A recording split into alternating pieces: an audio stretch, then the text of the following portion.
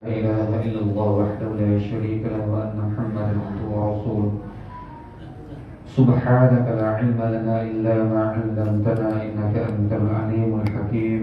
من يهده الله فلا مضل له ومن يضلل فلن تجد له وليا مرشدا. اللهم زدنا علما وارزقنا فهما. اللهم زدنا علما وارزقنا فهما. اللهم زدنا علما وارزقنا فهما. أما بعد. Assalamualaikum warahmatullahi wabarakatuh. Tuan-tuan yang dirahmati Allah sekalian, alhamdulillah bersyukur utamanya mereka sedih bersyukur kepada Allah Subhanahu wa taala kerana nikmatnya kita yang dapat sama-sama kita semula dan kita seperti biasa yang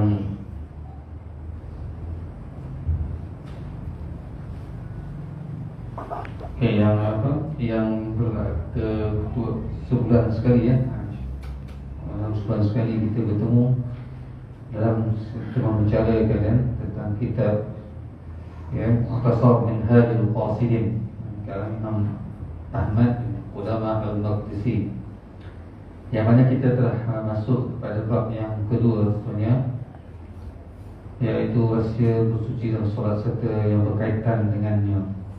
Dan kita sampai pada tajuk yang bercerita tentang kelebihan solat. Jadi untuk itu saya beri peringatan kepada kita semua sebagaimana yang saya jelaskan dulu, Imam Ahmad dalam kitab ini, dia adalah untuk tujuan dia untuk mengingatkan kita ke arah kesempurnaan ibadah kita. Kalau kita dalam dunia di sini nyatakan daripada bab ilmu, solat, sunnya yang berikutnya lah tentang zakat, tapi dia tidak ceritakan secara detail tentang tata cara solat dan sebagainya. Itu lebih dibicarakan dalam kitab-kitab fiqh lah. Tapi dalam perbahasan ini lebih kepada sebagaimana saya masukkan, saya nyatakan dulu dia lebih kepada untuk berupa tentang akhlak, adab, ataupun lebih kepada jurus kepada tasawuf ya. Sebagaimana yang tuan-tuan biasa dengar lah. Jadi dalam bab ini kita teruskan lagi ya, dalam menyatakan solat ya. Bila cerita tentang solat tu ialah kita nak dapatkan kesempurnaan solat. Semua orang solat ya. Sama ada saya sendiri ke tuan-tuan kan. Jadi semua orang solat. Tapi bagaimanakah memadai adakah memadai solat kita tu sekadar kita buat rutin harian? Ya. Jadi sebelum sama yang nyatakan dulu, kalau kita solat ketika umur 7 tahun, adakah sama solat kita ketika 60 tahun? Umur 50 tahun? Kita tu tak sama. Jadi maknanya kita semakin hari semakin kita berusaha untuk memperbaiki ya yang amal ibadat kita, terutamanya tentang solatnya ya, sebagaimana kita akan bincangkan ini. Jadi bila saya nyatakan di sini ialah bila kita ceritakan tentang bab solat ni, saya sebutkan di sini bukanlah bermakna saya ni ada orang yang terbaik di kalangan tuan-tuan ya. Bila saya cerita saya datangkan solat saya tentulah lebih baik tuan-tuan. Tak semestinya. Jadi sama-sama ya, bila kita bincang buka kitab ni, kita sama-sama berusaha ke arah tu. Mungkin tuan-tuan lebih baik lebih usaha dalam ruang-ruang yang waktu yang ada pada tuan-tuan, bahawa yang dah terpisah dari bidang kerja dia lebih convention convention ni, dia lebih fokus kepada ibadah Allah. Berbeza dengan orang yang masih bekerja bersama, dia banyak dia punya cabang-cabang dia. Tapi itu bukan sebagai alasan. Maknanya semua orang kena berusaha ke arah untuk memperelokkan ke arah untuk mendapatkan kesempurnaan dalam setiap ibadah. Dalam persoalannya muka surat 50 tuan-tuan ya. Betul ya, muka surat 50.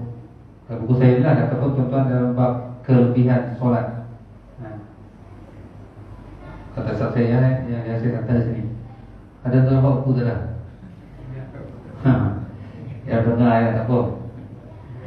Ya. Itu besok tangkap apa pengajaran tu insya-Allah lah. Okey, dalam bab yang kelebihan solat ya. Di sini Imam Ibnu Qudamah menyatakan, Imam Ahmad Ibnu Qudamah Al-Maqdisi ya. Dia menyatakan sembahyang ini merupakan tiang agama. Itu dah makruf dah. Biasa orang kita, siap ni solat ini tiang agama. dan merupakan amalan atau taatan yang paling utama. Sebab banyak hadis yang masyhur yang menerangkan kelebihan pada solat ni. Mana dia, saya kata dulu, kalau solat ni tak beres, tak selesai dah ya, amal-amal yang lain. Mana dia memang tunggak utama dia dalam dalam agama dia. Mana dia ibadat ini kalau solat tak lepas atau terabai ataupun tak buat, mana dia ibadah-ibadah yang lain tu sia-sia. Gitu. Dia kena buat, dia wajib buat. Mana dia segi dia punya ganjaran tu mungkin ada kurang, ada lebih dan sebagainya. Mungkin tak sampai tahap 100% dapat, atau mungkin ada 50% je, ataupun sebagainya lah. Tetapi dia tak tinggal. Dia boleh dah ambil nilai apa-apa amal-amal lain. Tetapi kalau tinggal tu memang sebanyak mereka satu kesiap ke yang sia-sia lah Okay. Jadi antara adab terpenting dalam solat ialah khusyuk. Kita tetap khusyuk. Sebagaimana diriwayatkan oleh Utsman radhiyallahu anhu bahawa Nabi sallallahu alaihi wasallam bersabda, "Ma min imri'in muslimin tahduruhu salatun maktubatun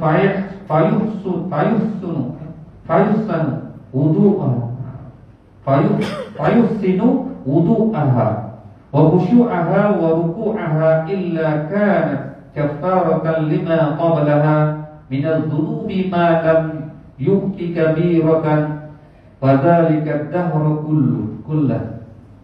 Atau kama yang bermaksud apabila masuk waktu solat yang diwajibkan, bukan waktu yang sunat ya, waktu solat yang diwajibkan, lalu seseorang itu menyempurnakan wudu, kemudian khusyuk dan rukuknya, sembahyang tersebut akan menghapuskan dosa-dosanya sebelum itu lagi. Dia tidak selagi dia tak melakukan dosa besar.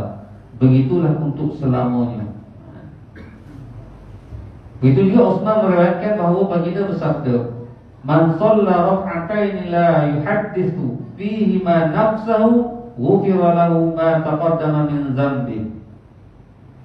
Yang maksud sesiapa yang bersembahyang 2 rakaat dalam keadaan dia tidak bercakap-cakap dalam dirinya, diampunkan segala dosanya yang telah lalu. Mana dia solat ini antara dia antara dia punya fadilat dia punya pertama dia ada untuk penghapus dosa. Maknanya kalau solat tu tak boleh menghapuskan dosa tu, rugi kita. Itu. Sebab apa dia tak terhapus dosa? Sebab itulah dia. Kita tak berusaha untuk berusaha untuk mencapai kesempurnaan solat. Dan banyaklah kalau tuan-tuan dengar dalam mana-mana media masuk banyak dah menceritakan tentang bagaimana untuk mencapai kesempurnaan dalam solat. Tetapi bila kita tentang tu tak ada, kita akan mendengar saja, kita akan dapat terus kesempurnaan solat. Tak. Dia sentiasa kita kena sentiasa berusaha. Ada orang dapat dia, ada kala dia dapat penuh, ada kala dia kurang. Itu yang berlaku dalam kehidupan kita seharian Ramadan. Daripada dia kita sentiasa berusaha ke arah untuk kesempurnaan.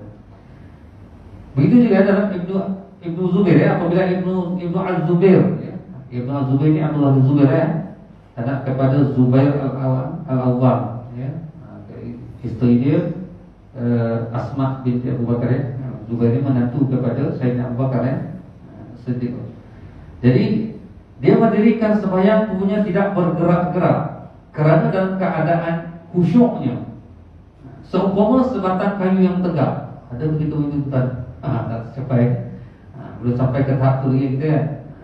Kalau sampai tahap itu memang hebatlah. Jadi mungkin kita tak sampai tu, tapi kita sentiasa buat apa? Menuju ke arah itu, berusaha ke arah. Dia kata ketika dia sujud, burung-burung akan hinggap di belakangnya kerana menyangkanya seteping tembok. Maknanya dia tak perasan yang burung boleh duduk di situ. Kalau solat begitu, kekhusyukan yang berlaku pada Abdullah bin Zubair ni. Satu hari dia bersembahyang di Hijr Ismail. Tiba-tiba jatuh sebiji batu kerana lontaran menjenik. Iaitu lontaran batu menjenik macam bunga meriam batu dia. Sehingga sebahagian pakaiannya terkoyak, tetapi dia tidak berganjak sedikit pun. Tak terbuat kan. Kita betul kalau lalu lipan lah, mudah-mudahan boleh gelabah kan. Jadi tak sampai gitu kan. Jadi sampai luar Zubair dia apa, sampai begitu banyak. Ini ketika peristiwa ini berlaku ketika menjinik, yang menjinik itu adalah lastik besar yang digunakan untuk menyerang musuh, yang berkubu dan memecahkan benteng. Jadi berlaku ketika apa, Hajjaj Hajjaj bin Yusuf As-Saqafi menyerang Ibnu Zubair di Mekah. Ketika itu ada perang saudara kan. Setelah kita berlaku perselisihan antara saudara itu, berlaku serangan ke atas Abdullah bin Zubair. Jadi Hajjaj Yusuf As-Saqafi menyerang Mekah. Ketika itu lantai menjidik terkena batu berhampiran dengan Abdullah bin Zubair sampai dia terkoyak. Dia pun tak beranjak di situ. Sampai begitu sekali terkhusyukan yang tunjukkan di situ. Terkhusyukkan solat yang berlaku pada Abdullah bin Zubair. Berkata Maimun bin Mihran, aku tidak pernah sekali-kali melihat Muslim bin Yasar berpaling ketika sembahyang. Dia tabi'in berpaling ketika sembahyang. Dia ketika solat dia tak pernah Maimun bin Mihran ini sezaman dia. Dia tengok sekali, dia tak pernah pun dia lihat Muslim bin Yasar ini berpaling ketika solat. Satu ketika satu sudut masjid telah roboh dan orang ramai menjadi kelang kabut. Biasa tu kan, kalau kita tengok dalam apa, dalam media masa tu berlaku tu, orang kelang kabut lari pun berlaku gegaran gempa.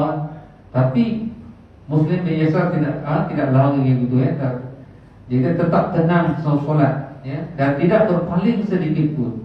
Apabila dia masuk ke rumah, seluruh ahli keluarganya akan diam. Apabila dia mendirikan sembahyang dan juga solat, mereka mula bercakap dan ketawa. Maknanya kita ni menggambarkan bagaimana soal kekhusyukan yang ada pada Muslim bin Yasar. Kok kita tuan-tuan kok meletup ke apa kan, belabah kan. Tapi lalu kita wallahu tak. Agaknya sampai adakah kita akan kekal dalam keadaan kita? Wallahu a'lam. Itu berapa bergantung kepada keimanan seseorang. Jadi apabila Ali bin Al-Husayn radhiyallahu anhu berwudu, wajahnya menjadi pucat. Lalu dia ditanya, apakah yang menyebabkan kamu menjadi demikian ketika berwudu? Jawab beliau, tidakkah kamu tahu di hadapan siapakah aku akan berdiri? Itu yang dirasai oleh cucunya Ali bin Husayn radhiyallahu anhu, cucu kepada Sayyidina Ali, anak Husain radhiyallahu anhu. Jadi ini cerita tentang dia penghayatan dia bersolat. Penghayatan dia, wuduk dia dah rasa dah. Ketika dia wuduk tu dia dah rasa pucat dah, dia merasa penghayatan dia kepada solat tadi. Bukan masa solat, awal lagi dia dah merasakan penghayatan terhadap solat tadi. Jadi sembahyang mempunyai rukun-rukun dia. Perkara-perkara wajib dan sunat. Ruhnya ialah niat, ikhlas, khusyuk dan menghadirkan hati. Jadi solat mengandungi zikir-zikir, munajat dan beberapa perbuatan. Tanpa kehadiran hati, zikir dan munajat tidak akan memberikan apa-apa makna. Ini kerana sebutan lidah yang tidak lahir daripada hati yang sedar, seumpama orang yang merepek-repek. Maknanya kalau dia baca solat semua, tapi hati dia jauh, hati jauh menyimpang daripada mengingat Allah SWT, dia dileka lalai semua. Maknanya umpama orang yang sedar dengan seumpama orang yang merepek-repek. Begitu juga halnya dengan segala perbuatan dalam solat. Perbuatan berdiri yang membawa maksud sedia berkhidmat dan rukuk yang melambangkan kehinaan diri serta keagungan Tuhan tidak akan membawa apa-apa maksud dan makna sekiranya dilakukan tanpa kehadiran hati. Jadi apabila perbuatan tersebut terkeluar daripada maksudnya, tinggallah solat tersebut dalam bentuk kerangka atau gambaran yang tidak bernilai. Wa'iyadzubillah. Jadi maknanya dia untuk mengingatkan kita lah sama-sama tuan-tuan supaya berusaha untuk menghadirkan hati kita ketika solat. Firman Allah SWT, Bismillahirrahmanirrahim. Lan yanalallaha luhumuha wala dima'uha walakin yanaluhu taqwa minkum. Sadaqallahu azim. Surah Al-Hajj ayat 37, yang bermaksud daging dan darah binatang korban atau hadiah itu tidak sekali-kali akan sampai kepada Allah, tetapi yang sampai kepadanya ialah amal yang ikhlas yang berdasarkan takwa dari kamu. Ini kita dibawakan apa untuk contoh daripada apa dalil Al-Quran tentang ibadah haji, korban, ya. Korban yang dilakukan itu, kamu itu tentang korban yang tuan. Maknanya dia daging itu tak akan sampai. Bukan daging itu yang sampai, tapi yang akan sampai ialah amal ikhlas berdasarkan takwa dari kamu. Maknanya dia mengingatkan kita, niat kita ni, supaya kita berhati-hati. Kita mengingat kita korban kita bukan sebagai rutin. Kita berapa banyak orang tak tahu nak berkorban kan, kita bimbang. Bila terjauhlah daripada untuk menunjuk-nunjuk ke kita nama kita ni lah yang banyak duit yang berkorban. Itu kena jaga supaya apa? Supaya kita tak sia-sia korban itu. Hanya pada zahir saja nampak kita yang benar, tetapi si batinnya kita telah sama kerugian. Yang mana segala amal kita tadi tahu yang ibadah ini tidak diterima oleh Allah SWT. Itu dia umpamakan itulah. Solat tadi begitulah tadi. Umpama solat ibadah korban tadi. Maksudnya dia kata yang sampai kepada Allah adalah sifat yang menguasai hati sehingga mendorong ke arah melaksanakan perintah-perintah yang dituntut. Mana dia yang sampai kepada Allah sifat tadi yang menguasai supaya mendorong kita melakukan ibadah tadi. Segala ibadah yang diperintahkan Allah SWT.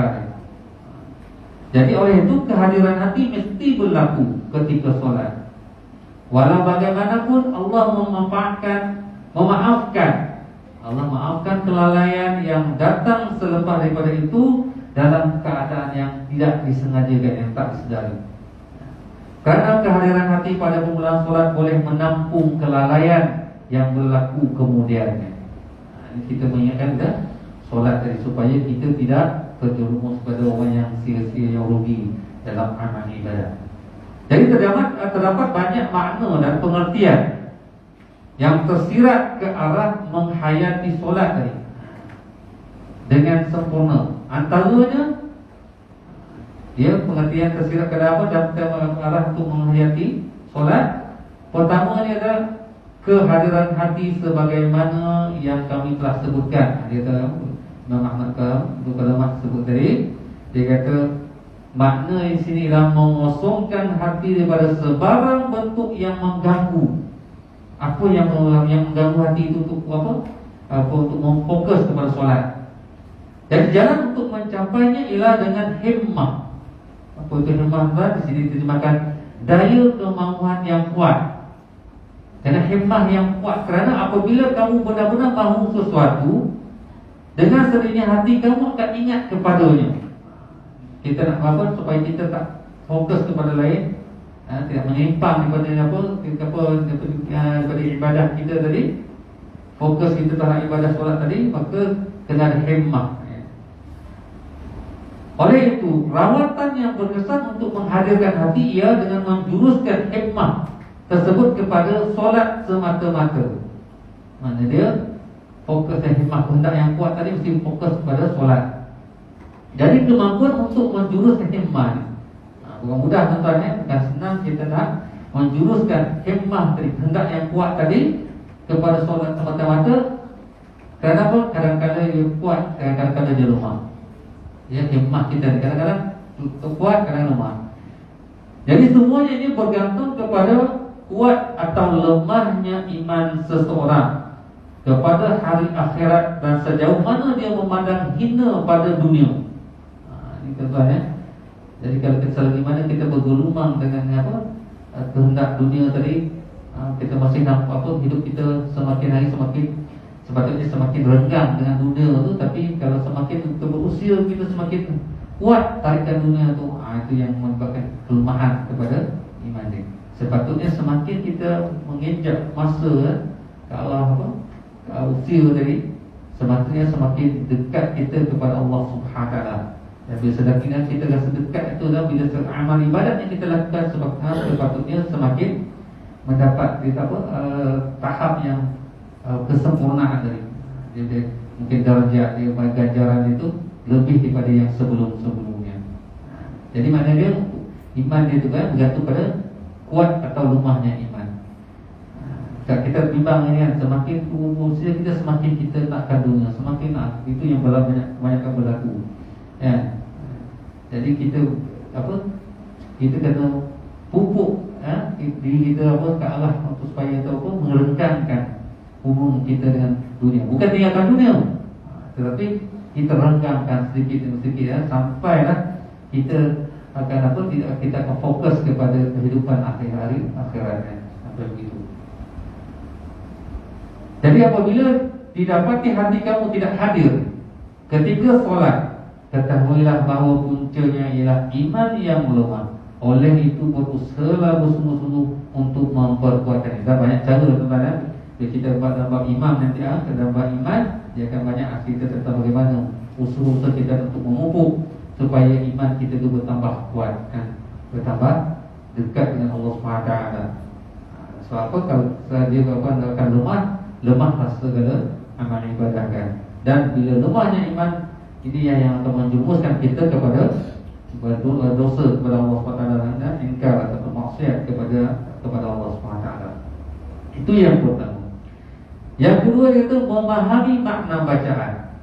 Selepas dari menghadirkan hati tadi, iaitu dia kata memahami makna bacaan. Maknanya apa tuan? Kita kena belajar juga lah solat ni. Solat ni kita kena ambil peluang juga belajar satu persatu di makna-makna penghayatan kita kepada setiap bacaan solat ni. Kalau kita selesa dengan apa yang kita hafal, kita baca tu tanpa kita memahaminya, maka kita tidak akan dapat mencapai kesempurnaan tadi. Kita akan dapat darjat solat tu akan setakat tu lah, tidak akan meningkat kepada yang lebih baik, yang lebih sempurna. Jadi kena antara dia memahami bacaan, memahami bacaan. Ini berlaku dia selepas daripada kehadiran hati. Kerana apa? Kehadiran hati juga mungkin berlaku bersama dengan lafaz bacaan, walaupun tanpa memahami maknanya. Kehadiran hati itu. Oleh itu, pemikiran perlu ditumpukan untuk memahami makna bacaan. Kena berusaha memahami. Itu yang saya baca tu, apabila tujuan belajar bahasa Arab itu dia sengaja. Bukan nak cakap bahasa Arab pun, nak memahami bacaan-bacaan. Kalau kita mahir dalam bahasa Arab, kita tahu, kita faham, kita khusyuk terlebih lah. Kita rasa lah soal kita berbual dengan Allah SWT, kita dalam Fatihah contoh dia. Tapi kalau tak faham tu, dapat jugalah dia punya tapi kurang dia punya penghayatan. Jadi bila penghayatan tu kuranglah dia punya darjat dan ganjaran dan sebagainya. Oleh itu pemikiran perlu ditempuhkan untuk memahami makna bacaan. Ini boleh dilakukan apabila lintasan-lintasan hati yang mengganggu itu dapat ditolak dengan menghapuskan faktor-faktor yang membawa kepada lintasan-lintasan tersebut. Lintasan hati apa? Lintasan yang kalau dunia ni dia dapat dihapuskan, maka dia akan hilang dia punya gangguan tadi. Jadi faktor-faktor ini sama ada gangguan tadi sama ada sebab luaran, faktor luaran atau dalaman. Jadi faktor luaran ialah apa saja yang mengganggu pendengaran dan penglihatan. Manakala faktor dalaman pula ialah hati seseorang yang sentiasa bercelaru dengan urusan dunia. Hati dan pemikiran. Itu tak nampak lah. Kalau yang gangguan luar ini dengan tempat gangguan kalau kita solat dalam suasana yang dengan muziknya ada buka dengan television dan sebagainya, apa juga yang mengganggu. Jadi itu faktor luar yang mengganggu kekhusyukan solat tadi. Hilang tumpuan.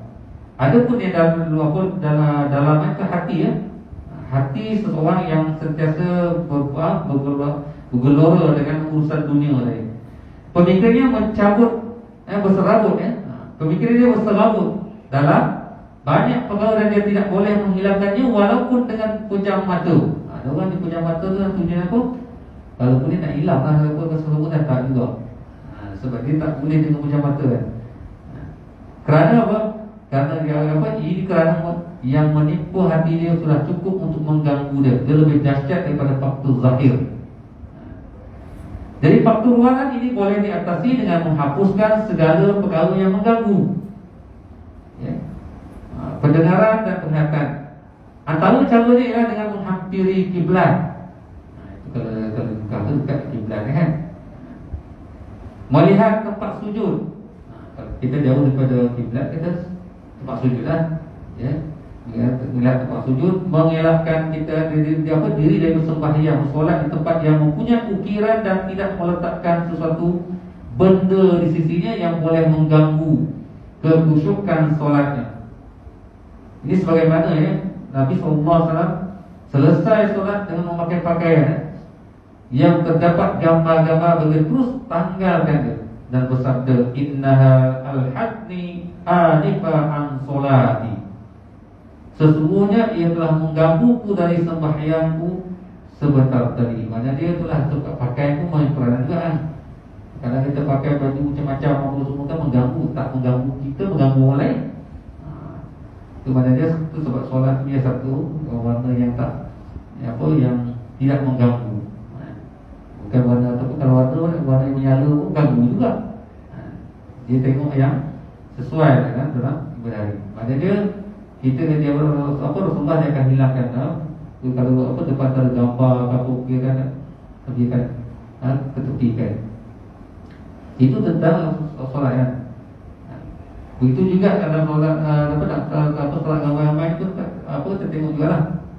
Ya dalam suasana yang kita yang memang gangguan daripada orang yang jemaah yang macam-macam pakai. Pernah jemaah kan macam-macam pakai gambar perempuan. Tapi sebab berlaku begitu sebab kejahilan tuan ya.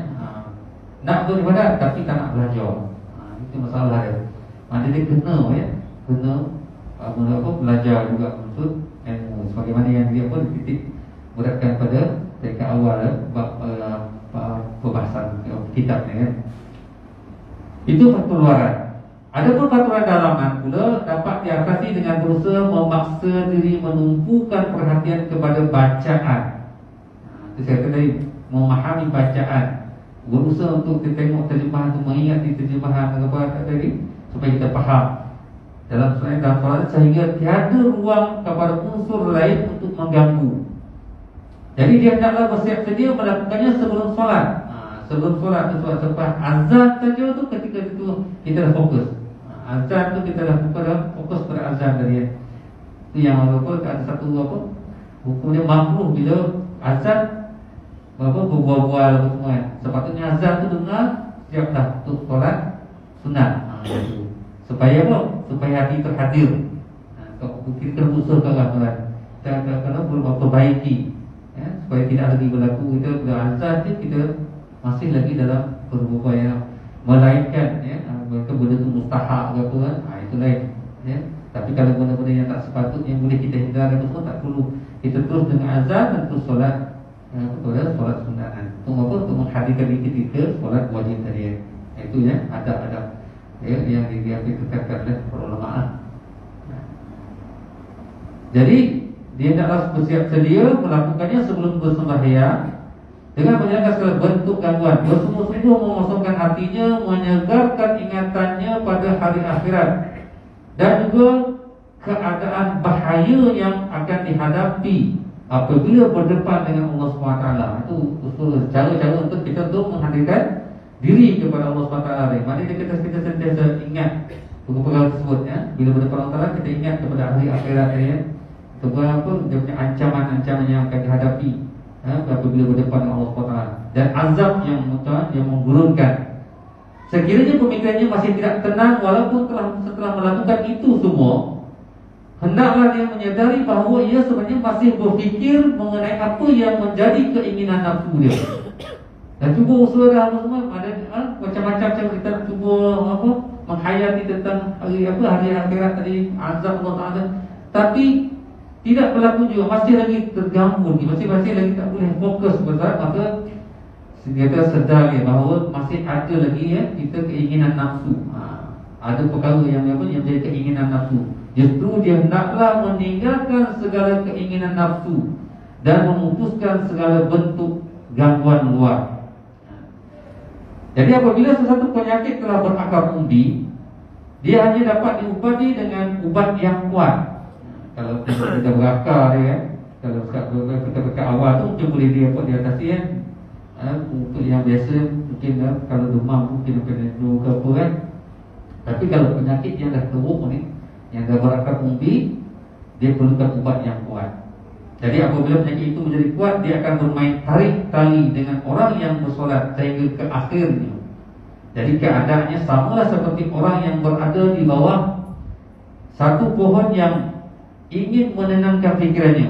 Dia bawa perumpamaan. Apabila seorang tu tamalah bila seorang tu dia nak tenangkan fikiran dia duduk di bawah satu pokok yang tenang, yang mungkin yang rimbun semua, dia duduk bawah pokok tersebut. Dia cuba nak tenangkan dia. Tetapi kat bawah pokok tu ada kicauan burung. Kicauan burung-burung pula telah mengganggunya di sana. Di tangannya ada sebatang kayu yang digunakan untuk menghalau burung-burung tersebut. Namun dia kembali semula. Mungkin burung tu lari. Dia kayu dia dia lari, tapi dia akan datang balik. Dia fikir dia sebelum dia datang semula, sebelum fikir dia sempat tenang. Lalu dikatakan kepadanya, keadaan ini tidak akan berakhir sehingga kamu menebang pohon tersebut. Demikianlah juga pohon syahwat.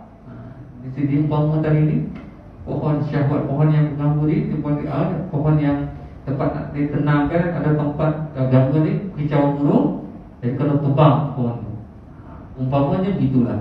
Jadi demikianlah juga pohon syahwat, keinginan nafsu, sekiranya ia telah tegak tinggi, maknanya dia dah lama bertapak dalam jiwa dan nafsu tadi, berakar tinggi dan bercabang dalam hati, dia akan menarik pemikiran-pemikiran luar. Sebagaimana tertariknya burung-burung kepada pohon atau tertariknya lalat kepada kotoran. Akhirnya umur yang bernilai itu dihabiskan dengan menangkis apa saja sememangnya tidak boleh ditangkis. Maknanya ibarat kita cuba nak berkusuk macam-macam kan. Kita hanya halau itu apa semua, tetapi tak tebang pohon dia. Maka hidup asyik habis dengan perkara yang itu sajalah. Jadi tak akan tidak akan dapat kesempurnaan dari dia. Dan wujudnya syahwat yang menarik pemikiran-pemikiran yang mengganggu inilah, iaitu apa dia tuan-tuan, cintakan dunia. Maknanya kalau dalam diri kita masih bersarang dari jiwa kita, cintakan dunia itu lebih, maka kita akan dapat tumpuan kepada amal ibadah yang khusyuk yang sempurna seperti solat tadi. Jadi apabila tanya kepada Amir bin Abdul Qais rahimahullah, adakah ke hati kamu ada bercakap-cakap sesuatu tentang perkara dunia ketika bersolat? Tanya kepada beliau. Dijawabnya, mata-mata tombak yang mengenai diriku lebih aku suka daripada berlakunya perkara tersebut dalam diriku. Maknanya dia kena jaga, betul-betul berhati-hati, jangan ada pun dalam kesalahan dalam jiwa dia cintakan dunia. Sebab dia lebih baik dia kena mata-mata tombak penahan merajahkan diri dia daripada dunia masuk ke dalam jiwa dia. Maknanya bahayanya ancaman dunia tadi kalau terkena penyakit dua cintakan dunia tadi. Proses menghapuskan perasaan cintakan dunia di dalam hati adalah sukar. Sukar tentang susah Lebih-lebih lagi untuk menghilangkan keseluruhannya. Memanglah tak mampu kita sekaligus nak buang dunia. Jadi kita memang sukar untuk menghapuskan secara keseluruhannya. Oleh itu berusahalah menghapuskan perkara-perkara yang boleh dihapuskan. Maknanya dia ada perkara yang tidak dihapuskan, kita usaha ke arah. Sesungguhnya Allah Ta'ala akan memberikan taufik dan bantunya. Kalau kita kata kita nak kita nak surat khusyuk, kita sambil lewa saja mungkin tak dapat. Tetapi kalau ada keinginan yang cukup tinggi, hikmah aliyah, keinginan yang tinggi, maka kita akan dapat capai kesempurnaan dari kekhusyukan. Allah akan bantu. Allah akan bersama orang yang ikhlas untuk mencari kekhusyukan dalam ibadah solat.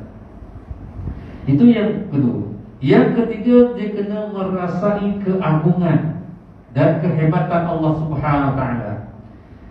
Ianya terhasil melalui dua perkara, iaitu mengenali, iaitu ma'rifat kebesaran dan keagungan Allah, serta mengetahui kehinaan dan perhambaan dirinya.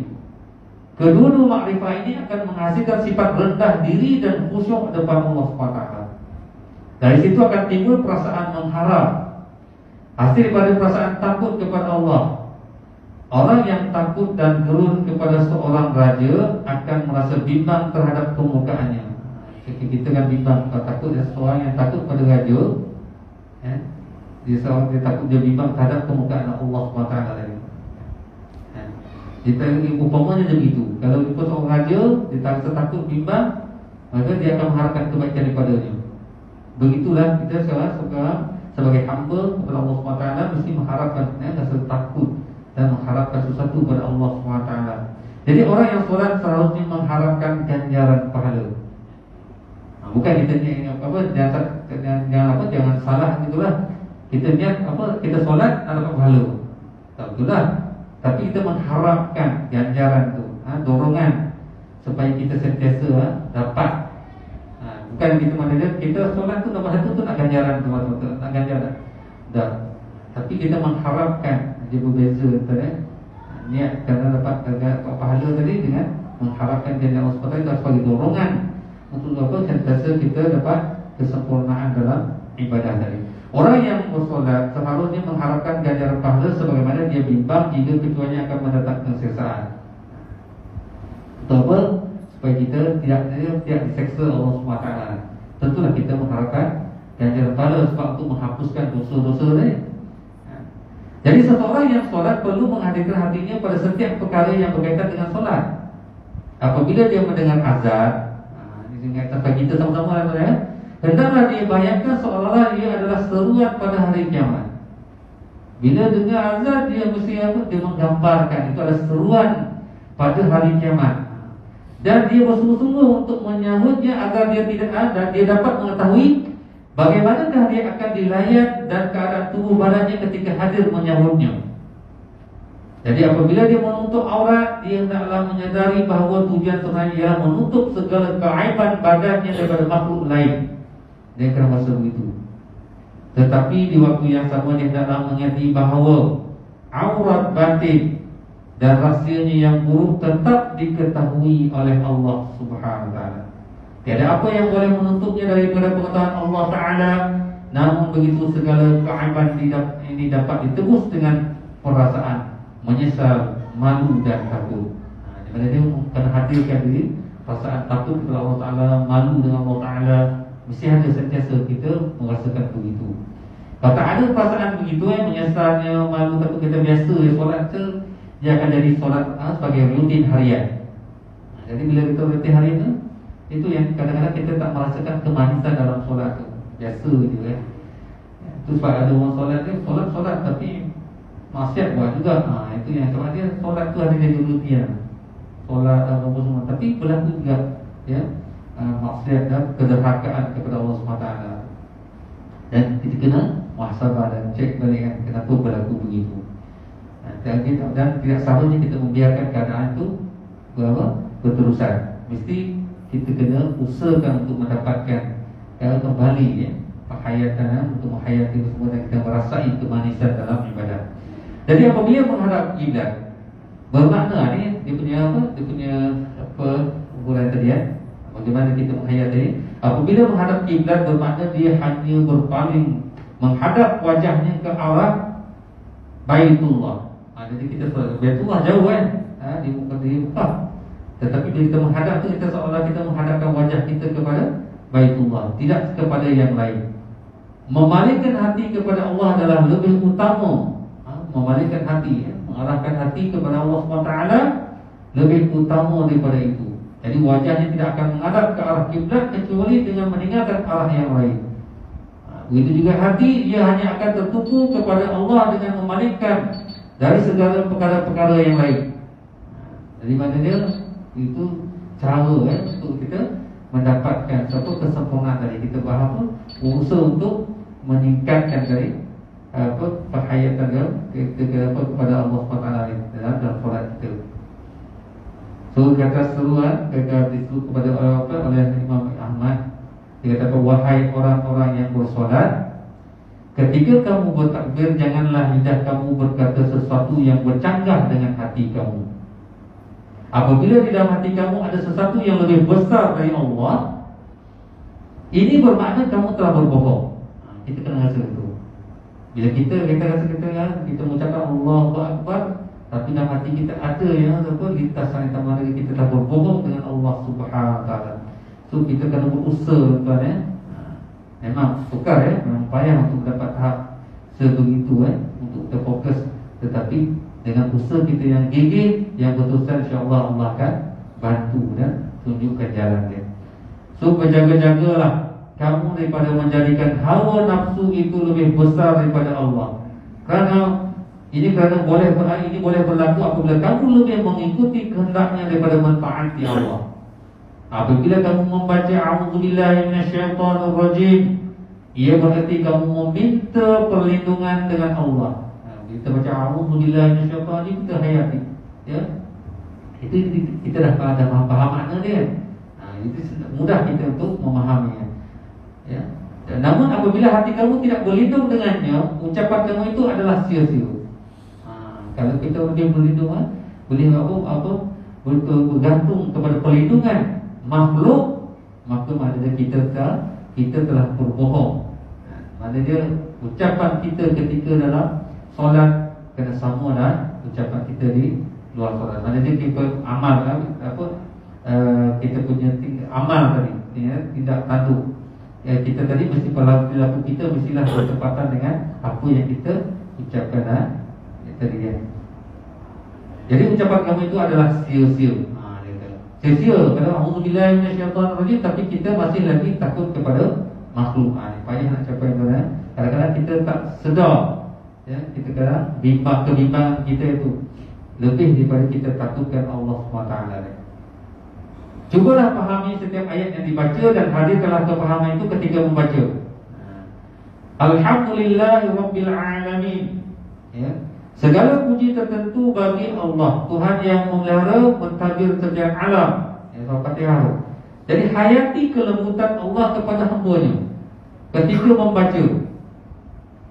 Kemudian ketika membaca dia Ar-Rahman Ar-Rahim, kita hayati Allah Maha Pemurah, Maha Penyayang. Kita juga hayati betapa lembutnya Allah SWT kepada hamba-Nya, semuanya hamba yang beriman, yang Maha Pengasih. Kemudian dihayatilah keagungnya ketika membaca Malik Yaumiddin. Bila baca Malik Yaumiddin, tidak ada yang lebih berkuasa di alam ini melainkan Allah Subhanahu Wa Taala. Kalau Allah memahami ini, sama-sama tuan-tuan saya mengingatkan diri saya, tuan-tuan, kita bila sebut Malik Yaumiddin, kita mana dia tak ada yang berkuasa melainkan Allah Subhanahu Wa Taala. Raja ke, pembesar mana ke, apa ke, tapi Allah lah yang lebih berkuasa. Di situ meletakkan keyakinan kita kepada Allah SWT.